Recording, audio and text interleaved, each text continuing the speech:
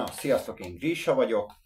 Ö, Az előző videóban mondtuk, hogy szeretnénk majd egy ilyen fegyverbemutatót tartani. Gypsy barátommal, de ő sajnos most ugye el kellett neki utazni, és nem tud jelen lenni, úgyhogy velem kell, hogy beérjétek. Na, tehát elsősorban egy SR 0.25-ös pisztolyt szeretnék nektek bemutatni. Ő az. Ez egy, hát nem is tudom, hogy mihez tudom hasonlítani. Érdekessége az, hogy nem a tárba, hanem a fegyverbe tárolod a gázt. Hátránya, hogy csak 7 darab BB fér bele. Hát inkább 12-es BB-vel ajánlják, én inkább 20 g-os BB-vel szoktam használni. Ez nagyon jó egyébként, praktikus, mert LARP játékhoz, tehát amikor LARP játékban vagy, akkor hát igazából rejtett pisztolynak tudod használni. Nagy ördöngősége nincs, tehát nem mozgó alkatrészes, hanem fix. Igazából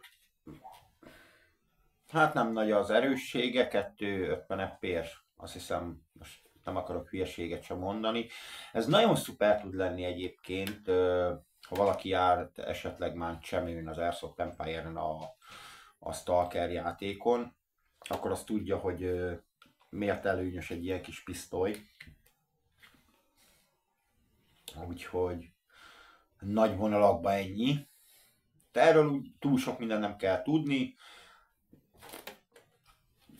Túl sok mindenre nem jó. 7 lövést leadni, esetleg arra jó, meg az, hogy erre is. Másra nem. Aztán a következő, ami nekem nagyon-nagyon-nagyon nagy kedvencem, ez a Dan Venson forgótáras revolver. Ez már azért egy kicsit komolyabb fegyver. Érdekessége az, hogy könnyű, tehát könnyű kezelni. A hátrány az, hogy csak 6 darab BB-t tudsz vele kilőni, tehát nem többet, nem kevesebbet, 6 darab BB. A működése igazából, megfordítom, ő, hogy ki tud nyitni, ezt a pöcköt kell előre tolni, és akkor kijön. Ilyen sellek valók bele. Ugye ide rakod bele a BB-t. Ugye mivel ez a shell ez ilyen üreges, ugye a gáz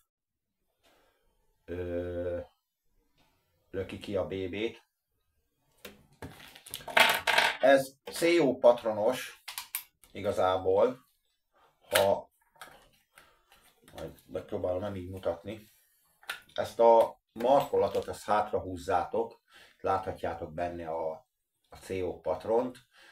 Ugye alulról rögzített be, ugye ezt kell csavarnotok, és akkor ugye használható lesz konkrétan a fegyver. Jelenleg ez most üres, nem nagy ördöngőség. Annyi hátránya van, még engedjétek meg, ezt gyorsan még elmondom, hogy bitangerős. Elviekben lentebb lehet venni az erősségét, nem tudom, ez igazából egy mitosz, ez olyan, mint tudjátok, a Loch Nessi szörny és a Yeti, meg stb. Hát hátrány az, hogy nem vihetitek be CQB-ra. Előnye, meg hogy a hidegben nem kínlódik, tehát nem fogja elereszteni a gázt, nem fog automatára kilőni, hanem tök egyszerű és nagyszerű. Hát ez 2,7 joule-os, tehát ismét mutatom, 2,7 Joule, illetve 540 fps, ami annyit tesz, hogy hát egy kisebb snipernek az erőssége. Inkább kültéri játékon. Ezt inkább másodlagos fegyvernek ajánlanám, egy sniper mellé, ha esetleg valaki sniperezik.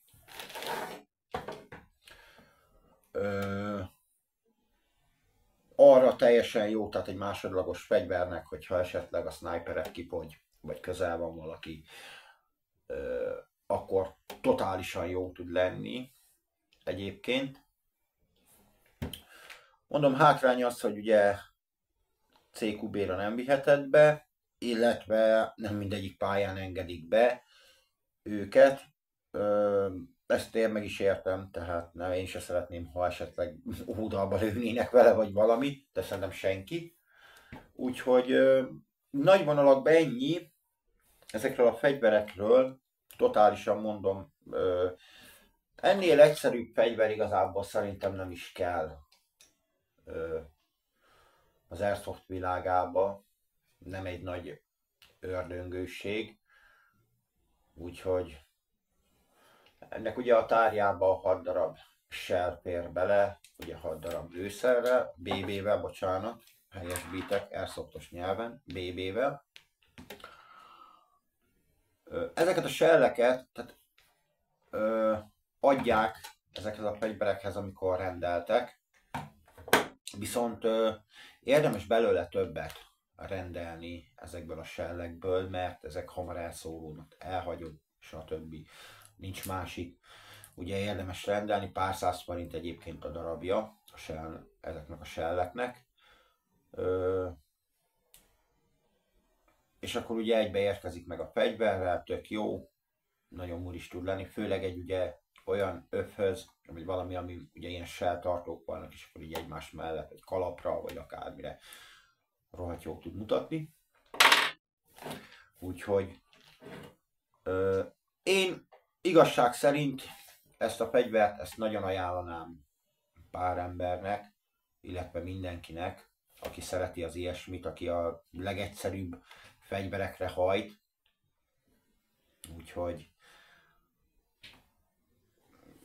én nagyon maximálisan meg vagyok vele elégedve, bár én orosz párti vagyok, tehát orosz fegyverek pártján állok, ugye, AK, stb.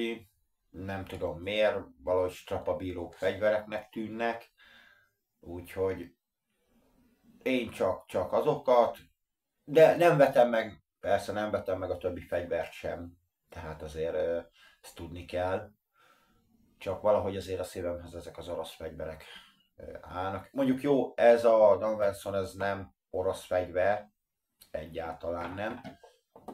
Attól függetlenül nagyon jó fegyver, és nagyon megbízható. Úgyhogy nagy vonalakban ennyit róla. Illetve még engedjétek meg, maga a markolata elég érdekesen van kialakítva.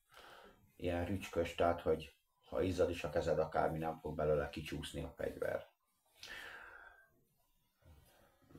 Hát ezt ajánlják 25 g-os BB-vel, 20 g-ossal, de még a 30 g-ost is egyébként kényelmesen kilövi. Ennyit erről a két fegyverről. Amit még mondani akarok, hogy